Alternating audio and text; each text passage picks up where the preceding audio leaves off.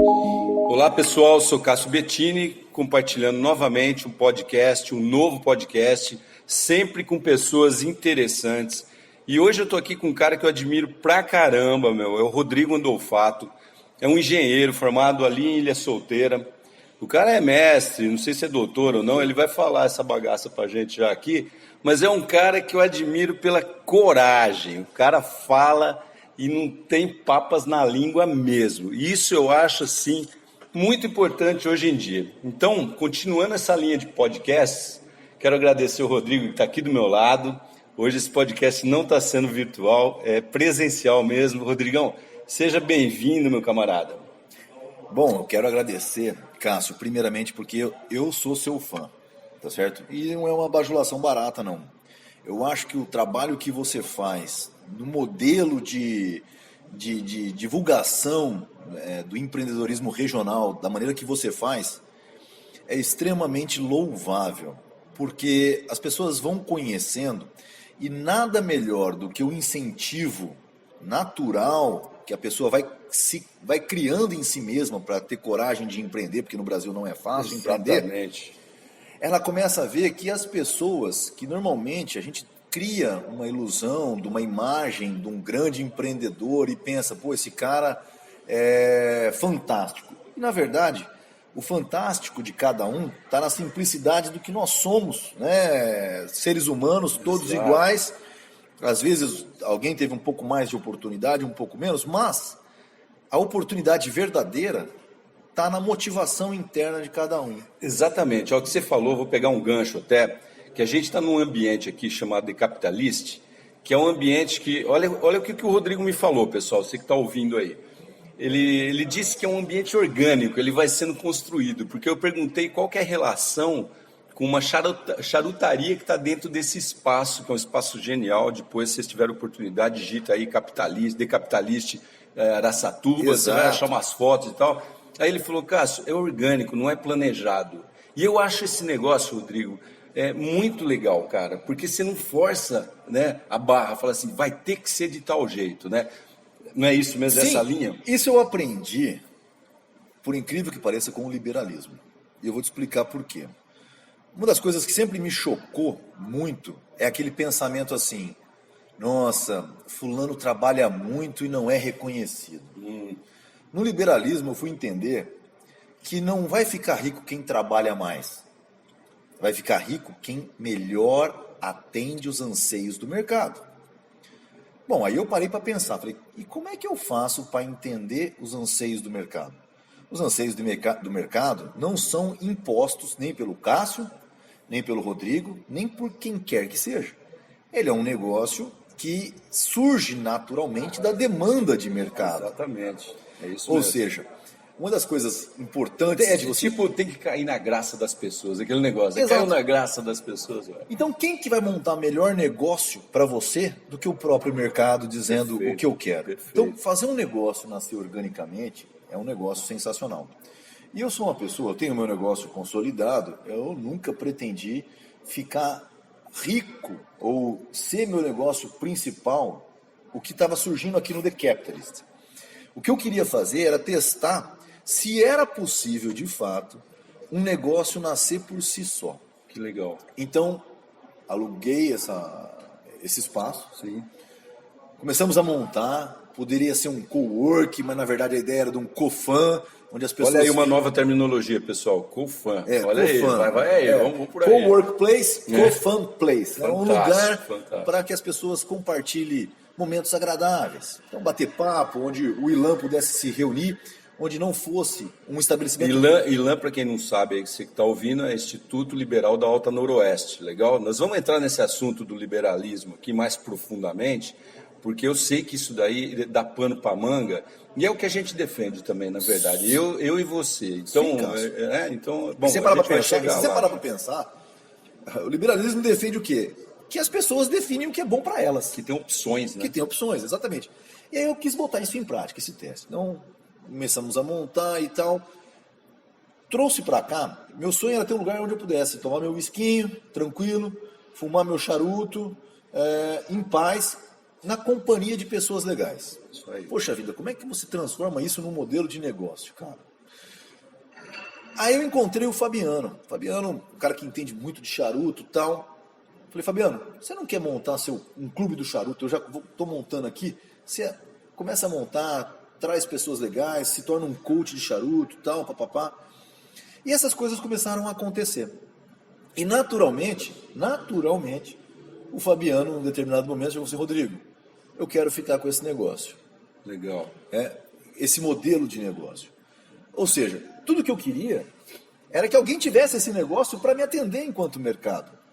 É óbvio que você não cria um negócio para si mesmo. Você cria, deixa as coisas acontecerem e as coisas foram crescendo naturalmente. Então, o Fabiano Cigar Club, né, que o Fabiano criou, e ele é um grande conhecedor de charuto, então é gostoso você ter essa experiência com quem entende. Sim. Adotou o The Capitalist, aqui em Araçatuba, como o quartel-general. Eu não gosto de falar de estabelecimento comercial, porque não é um estabelecimento comercial. Aqui é a extensão da casa dele. Legal. É o nosso quartel-general de quem quer ter experiências de tranquilidade. Você sabe que isso, Rodrigo, em startup a gente fala muito, né, dentro desse ecossistema que eu vivo profundamente. Sim. Aí, a gente fala muito de um negócio chamado engajamento. Perfeito. Então, se tem afinidade e as pessoas se engajam com o negócio, cara, aí é orgânico mesmo, aí não tem jeito, né? Exatamente. E uma coisa que eu achei muito interessante, muito bacana dessa história toda, é que aconteceu e surgiu essa pandemia. Falei, poxa vida, isso vai atrapalhar o meu output, né? Sim. Eu dei um input, eu queria saber o que vinha. Falei, pô, isso vai atrapalhar. E não. A coisa começou a crescer na mão do Fabiano, isso aqui, que eu falei, legal. Cara, que coisa legal. Eu realmente hoje, eu tenho vindo muito pouco por conta da pandemia, sim. Mas hoje mesmo, que é uma terça-feira, é o dia que eu tenho meu alvará, é o dia que é o meu dia sagrado de vir aqui. O Rodrigo é funcionário público, viu? Dá um trabalho para os caras aqui, um trabalho que eu acho fantástico. Mas o meu alvará aqui é o alvará da noite. É o alvará da dona patroa. Da dona patroa. Quem manda. É que ele está de férias, pessoal, por isso que eu estou falando. Continua lá. Então, é isso. Isso aqui foi uma coisa que surgiu dessa maneira. E, para mim, foi justamente um teste de laboratório de entender quão válido ou a coisa mais importante em qualquer modelo de negócio. Tente ouvir o mercado. Claro. Se você não ouvir o mercado, você vai falhar. Vai quebrar a cabeça. Vai quebrar a cabeça. Vai rachar a cabeça. Né? As suas vontades podem não ser as vontades, as condições de existência ideais do negócio. Deixa o negócio podando as arestas e tal. E essa foi a ideia. É isso que a gente sempre fala também, você aí que é startupeiro que deve estar ouvindo isso, aquela palavrinha que a gente chama de MVP, né, o produto mínimo viável, e a validação, né? Quer dizer, aquilo lá está funcionando assim, e as pessoas que vão fazer isso acontecer, né?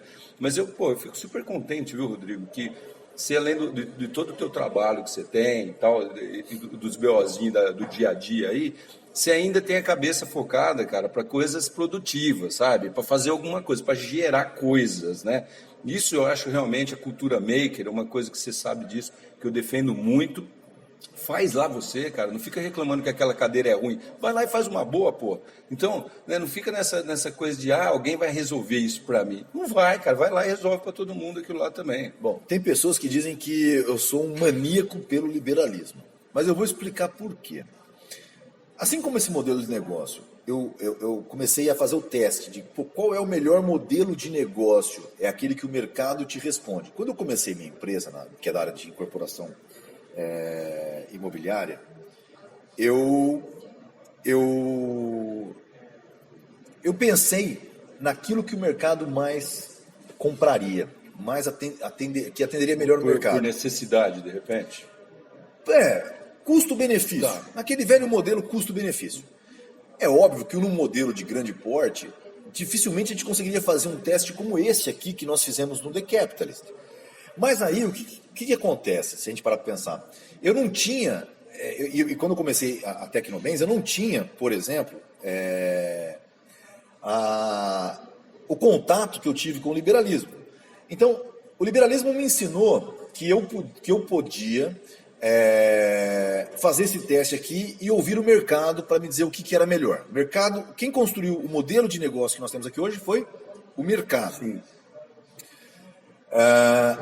Existe uma outra coisa dentro do liberalismo que diz o seguinte: Pobreza gera pobreza, riqueza gera riqueza.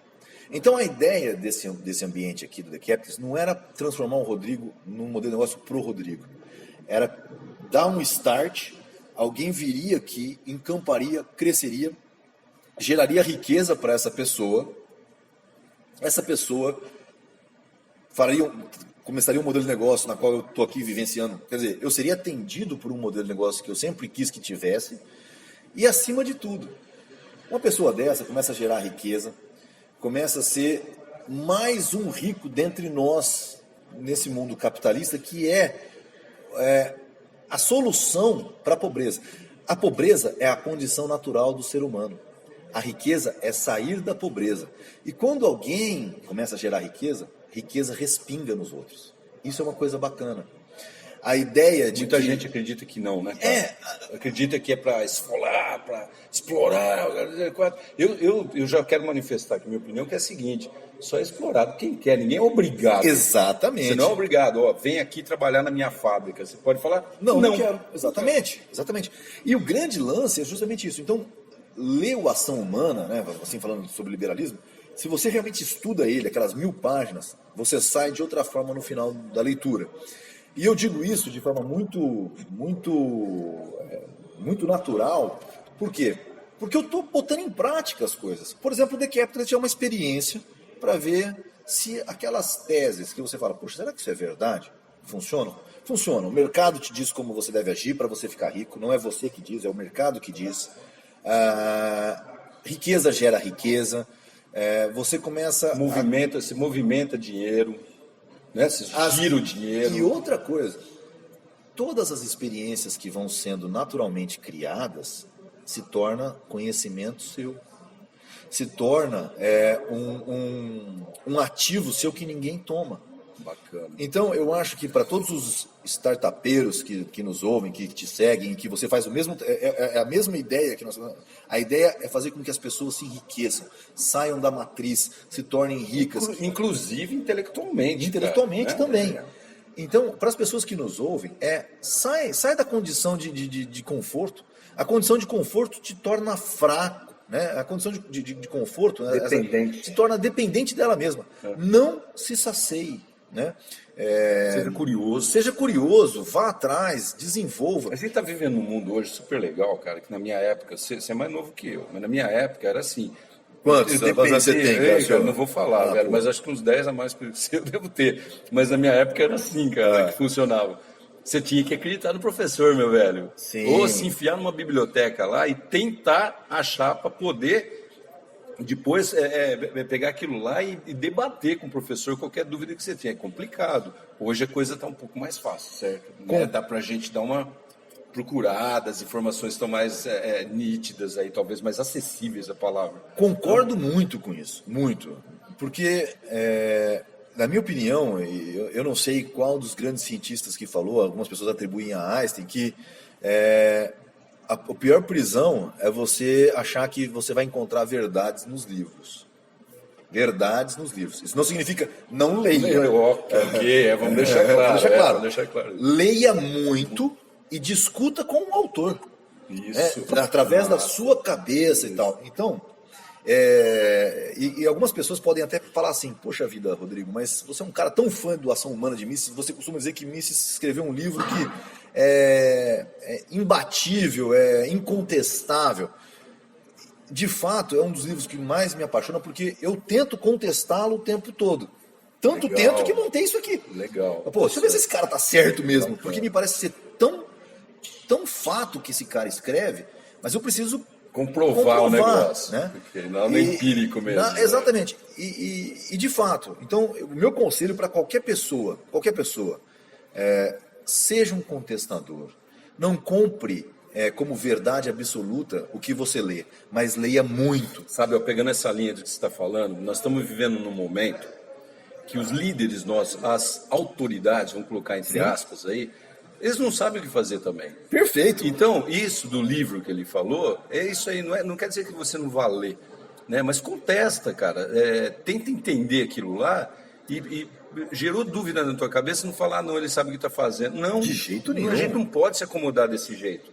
Hoje a gente tá vendo, e não é só no Brasil não que eu tô falando. Sim, eu sei. Líderes do mundo todo, cara. Todo mundo perdido no meio da pandemia. Exatamente. A ciência se contradizendo a todo tempo. Putz, tudo tá bagunçado o negócio. Então isso é bom.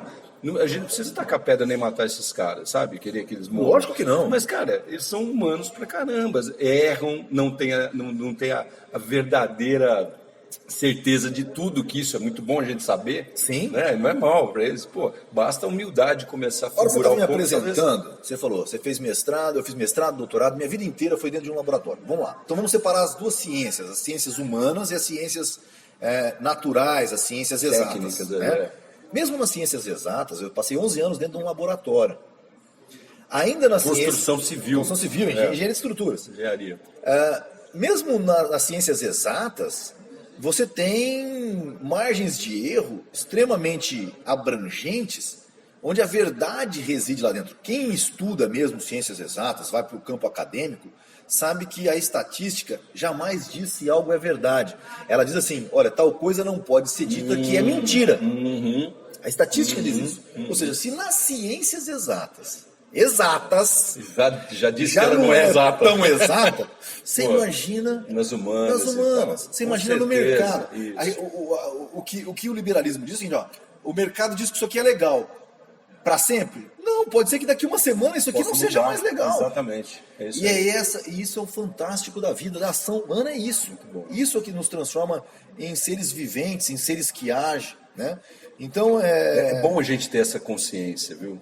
É bom para tua vida, viu? Eu tô falando para você que tá ouvindo, pra gente aqui, ter essa consciência é fantástico, cara. E você sabe de uma coisa? Quando alguém fala assim sobre mercado, quais são as pessoas que mais pedem Estado? Não é o povo. Sabe quem são?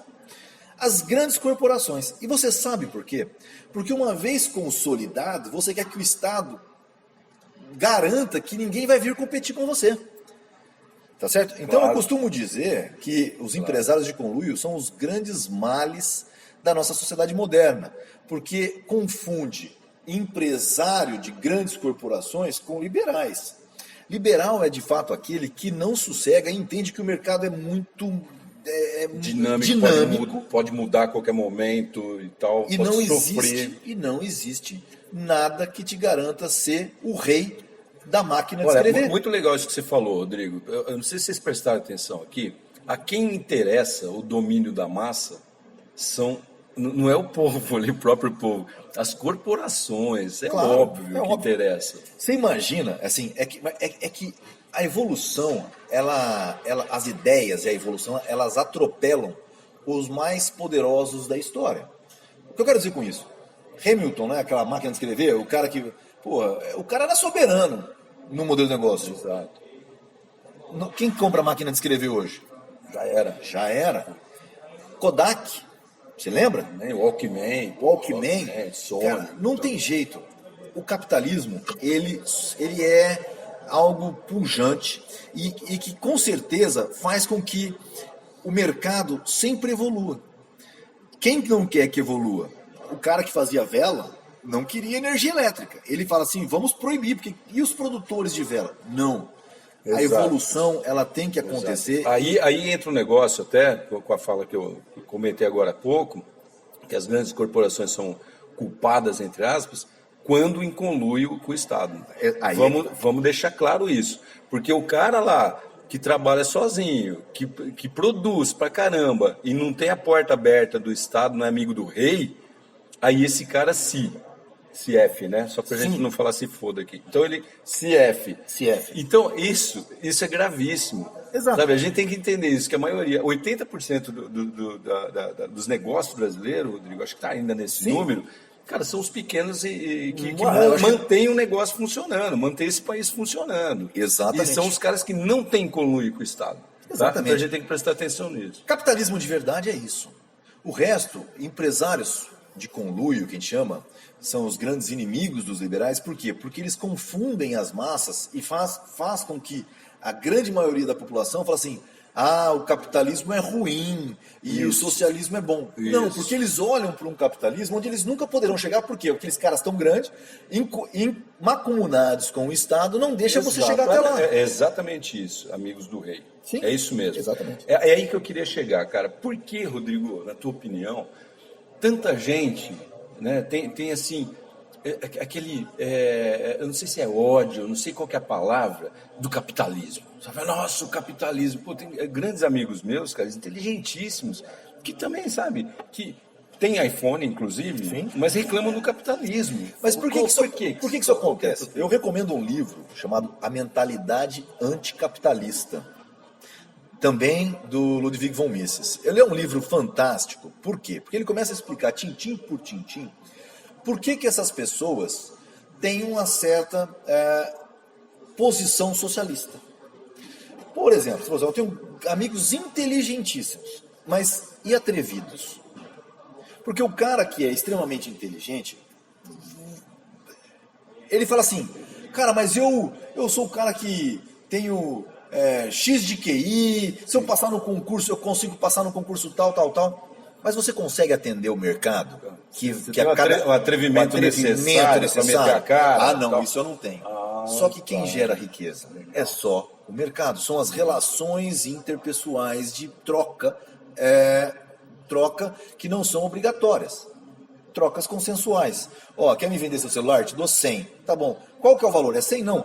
100 você aceitou porque você achou que 100 vale mais do que o seu celular. O seu celular para mim vale mais do que o 100. E aí negocia. Exatamente. Então você entendeu que o valor é subjetivo já daí? Porque se para você 100 vale mais que o celular... Acho que desde a época do escambo, né? Sim, exatamente. Você tem um pouco de arroz aqui, você tem um pouco de batata... As trocas voluntárias. Justamente começa no escambo, a gente só cria as trocas indiretas, que é uma definição pragmática, assim, é uma definição teórica de Mises. As trocas diretas são escambo e as trocas indiretas são a troca por moeda. Mas a moeda, ela nada mais é do que um fator de produção. Ela não é um bem de consumo. Você guarda a moeda para um dia gastar a moeda. Você guarda a moeda para ter segurança no futuro. Mas segurança do quê? Se eu precisar de um remédio, então o bem de consumo é um remédio, não é a moeda. A moeda é mais um fator de produção. Então tudo isso é o que eu disse. Você entra num livro chamado Ação Humana, um tratado de economia, são 1000 páginas. Você entra um cara que não sabe nada e sai um outro cara lá na frente. Você fala assim, Rodrigo, você quer dizer para mim que se o Delfim Neto, economista da Unicamp, não leu Ação Humana, ele não é um economista? Não, ele não é. Ele é um econometrista. Acha que tem lá a fórmula... É um técnico. Ele é um técnico, mas que só sabe jogar dentro de regras do Estado. Que só é sustentado, o Estado só existe porque ele consegue cobrar imposto. Mas quem gera valor para o imposto? O mercado privado. Experiências de mercado, de sociedades onde o mercado foi engenharia de mercado, que são os modelos comunistas, União Soviética, não funciona. E algumas pessoas vêm dizer, mas e a China? Cara, a China é um mercado capitalista. Não, mas lá as pessoas não podem ter a propriedade privada. Não, lá tem uma pessoa que tem a propriedade privada, que é o ente estatal, e o ser humano deixou de ser ser humano. Ele é um fator de produção. Eles são escravos do sistema. E pronto. Então, quando a gente fala assim, somente as trocas voluntárias, porque a China não viveu enclausurada com trocas engenheiradas pelo sistema. Ela abriu o mercado. Ela vem vender aquilo. Claro. E ela não fechou fronteira nenhuma para ficar só. Ela fechou fronteira para os seus habitantes. Mas continua faturando. Exatamente. Não. Agora, fronteira comercial não há. Entendeu? Essa é a grande questão. É razoável que a gente diga que a China é uma grande corporação, né? É uma grande corporação. A maior corporação hoje do mundo é a China. Ela é uma corporação. De socialista não tem nada. De socialista não tem nada. Ela usa, obviamente, de um aparato estatal onde ela correlaciona o ser humano. Nós, liberais de verdade, liberais austríacos, jamais consideraremos o ser humano como propriedade privada. A vida sua não pode ser minha propriedade privada. Isso é o sentido de liberdade. Para o chinês, não. É como se o ser humano fosse um boi. E aí o dogma, eles fazem de um jeito lá que tem muita gente da população que adora. E tá bom. Óbvio. Se tá bom daquele jeito lá... Eu costumo dizer assim, na época da escravidão no Brasil, se você entrasse numa senzala, talvez 90% diria, Cara, tá bom assim, tudo cara. Aqui tem certinho. comida, todo dia tem comida aqui, eu tenho lugar para dormir, tenho lugar para ir no banheiro, eu vou lá trabalhar. Vamos deixar claro aqui o seguinte, escravatura, a gente não é a favor nem um pouquinho, Não, tá? pelo amor de Deus. Só para deixar claro, porque eu sei que tem gente que vai falar... vocês estão Não, falando- o exemplo que eu estou querendo dar é justamente para nós nos livrarmos da escravatura atual. Que nós Exato, também exato, somos exato, escravos exato. atualmente. A nossa senzala é trabalhar para trocar por uma moeda de curso forçado que o Estado pode te tirar o valor dela o tempo todo. Que às vezes, inclusive, você não tem tempo nem para poder utilizá-la, vai o que sobra, digamos o que sobra assim, de né? grana, Sobra exatamente. E quase não Mas sobra. o que eu quis dizer com o período da escravidão no Brasil foi justamente o seguinte: se você fizesse uma pesquisa na senzala, 90% ia dizer que não. Sim, e tava bem. o cara que fala assim, não, cara, vamos fugir. Seria, vamos dizer, o Rodrigo de hoje. Pô, vamos fugir. Cara, é uma síndrome de Estocolmo, talvez, né, cara? Na maioria das pessoas. Na maioria, você tá lá, E aí velho. você fala assim, Rodrigo, larga a mão de ser louco. Você é louco, Rodrigo. Por que você quer fugir da senzala? Nós vivemos na senzala hoje. Dentro desse modelo estatal que controla tudo, que controla a nossa vida. É isso, nós não mudamos. Então, no teu ponto de vista aí, você indicou um livro, a gente vai colocar aqui no corpo, aí embaixo do YouTube aí, você vai ler, né, na descrição, o nome dos livros aqui, que foram Olha, as dicas são livros que se tem que ler. Manda aí. Primeiramente, O Ação Humana, um Tratado de Economia, de Ludwig von Mises. Esse é um livro que eu digo assim, esse não é para ser lido. Esse é para ser Cabeceira estudado. Você começa Legal. da página, você começa pela capa, um tratado, Ação Humana, um tratado de economia. Caramba, um tratado de economia, que pesado. Isso aqui reflete o que é a economia de fato. Começa pela capa e vai degustando página por Se não página. entender, volta, vai Volta, lendo, vai volta. lendo. Tem que ser Deixa eu estudado. falar uma coisa. Antes que você já ouviu o título aí também, você tem o viés do socialismo. Cara, lê primeiro, depois vê, né? Lê primeiro. Então, sabe, a gente não está falando nada aqui como nós discutimos no começo. Questiona tudo. Então, se você já falar, não vou ler porque está falando de capitalismo, cara, lê primeiro, depois você vai lá e vê. Até porque esse livro foi escrito muito, muito contemporaneamente falando no período das Capital, né? Do lançamento do Capital de Marx. O Marx não lançou o volume 2 e o volume 3. Depois... Que Marx é o quê? 1800? Karl Marx. Então, 1800 alguma coisa? Finalzinho do século XIX. Tá. A questão toda é a seguinte. Quando... E aí vem vamos dizer, o orientador de Mises, que é Karl Menger, que coloca a teoria do valor subjetivo. Quando Marx tem contato com a teoria do valor subjetivo, ele se desmotiva de lançar o volume 2 e o volume 3 do Capital. Essa é a grande verdade. Quem lança é Engels, até porque ele financiou tudo isso, né? Você vê, o modelo comunista precisava de dar o retorno para quem tinha financiado, quer dizer, a gente já cai em contradição, o comunismo querendo dar retorno Já sobre aquilo que foi investido. começa a complicar aí. Então, eu faço um convite. E Mises era um lorde no que se diz a disseminação do conhecimento. Ele diz o seguinte: nenhum ser humano pode ser deixado para trás. Nós temos que discutir com todos. Então, se o cara é um comunista, daqueles ferrenhos, cara, vai ler o Ação Humana, vai ler, leia, se atreva a ler. Cuidado, porque você pode descobrir que as suas verdades vão ser desmontadas. Eu li o Ação Humana com 40 anos. Eu cresci nesse mundo que todos nós crescemos, que no mínimo forma sociais democratas. Perfeito. Eu era um social-democrata, defendia um monte de papel do Estado. Perfeito. Quando eu acabei de ler o livro, eu falei assim, meu Deus. Nunca é demais deixar a mente aberta também, né? Como eu errei. E aí eu saí nessa cruzada. Todo mundo que me conhece sabe que eu vivo numa cruzada para fazer com que as pessoas leiam, para que saiam da matriz. É isso que eu procuro fazer. Olha, isso eu acho que para mim já resume bem um negócio bem legal, Rodrigo. Eu até agradeço você falar isso, porque assim, sair da matriz, né? Você ouve tanto todo mundo falar, sai da caixinha, e você... Cara, a gente vive num mundo realmente de trocas, né? E é um mundo capitalista. Sim. E a gente precisa das coisas. A tecnologia está aí para todo mundo usar também, sabe? E custa, essas coisas custam. E a gente precisa produzir para poder pagar e para poder ter as coisas. É assim que funciona. Agora, se você ouve sair da caixinha, porque você faz parte aí de um grupo, né? De um coach aí que falou, sai da caixinha que é a tua empresa. Cara, realmente se permita entender tudo, cara, todas as coisas, né? Seja religião, seja lá o que for, cara, se permita a conhecer para poder indagar depois. Legal. Bom, e aí continuando com as dicas, Cássio, assim... Essa é a ação humana. O Ação Humana, um tratado Legal. de economia, chama Ação Humana, um tratado de economia, Ludwig von Mises. Tem um outro livro dele, que é muito legal de ser lido, chama-se A Mentalidade Anticapitalista. Legal. A Mentalidade Anticapitalista é um livro do Mises que puxa para as razões pelas quais as pessoas se tornam socialistas. Em todos os casos, a inveja tá lá. Já está no meio. É a inveja, Putz, a inveja, a que inveja. mal. E é muito interessante o porquê de tudo isso. A diferença da inveja para a ambição é uma coisa que realmente retrata a nossa humanidade. Retrata o nascimento do Estado, retrata uma série de coisas. Você querer espoliar o outro por inveja. Um livro sensacional chama-se As 6 Lições. Mises foi convidado pelos nossos irmãos argentinos a vir ministrar uma palestra, acho que em 1951, em Buenos Aires, na Universidade Federal de Buenos Aires. E ele, em 6 dias, ele meio que popularizou as teorias que estão dentro da ação humana. Não tem a profundidade, mas para quem quer assim, poxa, antes de ler a ação humana, vou pegar as 6 lições, vou ler em 6 dias. É fantástico, porque já te dá um choque de realidade. Tem um livro também que eu recomendo muito, chama-se Economia em uma Única Lição.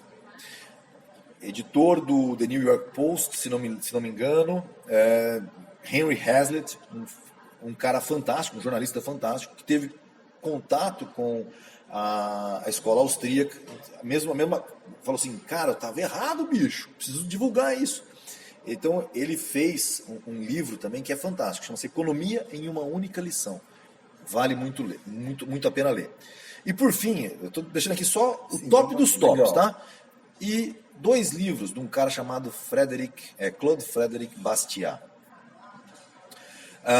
Bastiat, ele é contemporâneo da Revolução Francesa e ele começa a explicar o papel da lei. O livro chama A Lei. É um livro curtinho, 64 páginas, que já também te desconstrói. Você começa e termina, você fala assim, cara do céu. Pesado, pesado, né? te desconstrói. Fala muito sobre o papel de fato desse mundo que nós montamos, que nos engana, pedindo liberdade que nos leva para a escravidão. É uma coisa muito interessante. Louco, é muito louco. Bacana. Tem um outro livro dele que chama-se O que se vê e o que não se vê. Isso é um cara que escreveu logo depois, no nascimento do mundo que nós conhecemos atualmente. E Bastiat escreve nesse livro O que se vê e o que não se vê.